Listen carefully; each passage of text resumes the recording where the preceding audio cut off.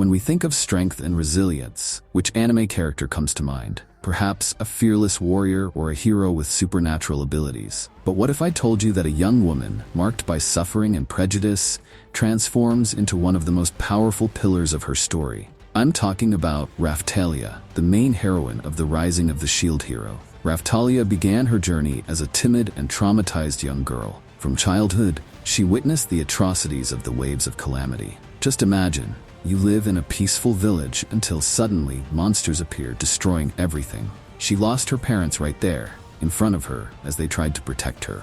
This tragic moment left deep marks on Raphtalia, marks she would carry for a long time.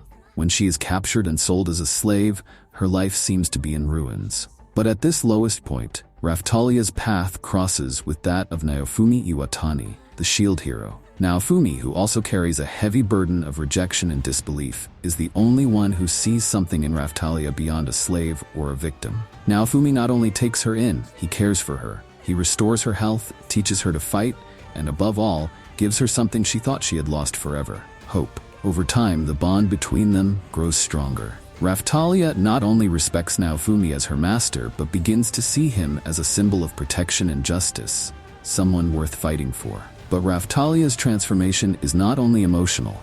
As a demi-human, her growth is accelerated, and soon she goes from being a fragile child to becoming a strong and determined young adult. Her physical development is accompanied by combat skills. She trades her small knife for a sword, and each battle molds her more into a formidable warrior. However, the peak of her transformation occurs when she travels to another world and becomes the bearer of the vassal Katana, earning the title of Katana Hero. This moment symbolizes not only her growth in power, but also her ultimate freedom from her past as a slave, as the sword removes the slave crest that marked her chest. Raphtalia is now free to fight with autonomy, but her connection with Naofumi remains unshakable. Even without the crest, she chooses to stay by his side, as her loyalty is now a choice rather than an obligation. Over time, Raphtalia takes on greater responsibilities, even becoming the Celestial Empress of Kutenlo, her homeland. An impressive title, but one that carries immense emotional weight.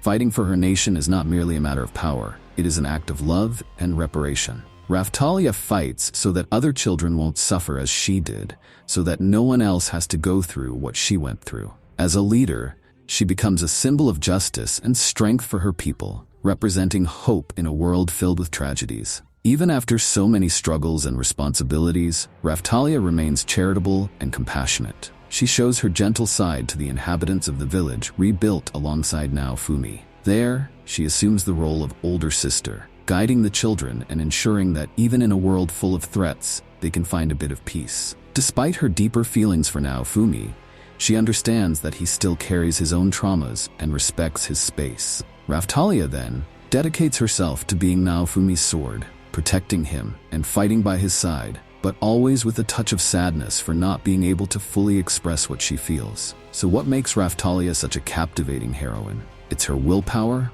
her resilience, and her ability to turn pain into determination. She's not just a warrior with a sword, she's a symbol of overcoming for all of us. She reminds us that no matter how terrible the suffering, there's always a chance to turn it into something grand.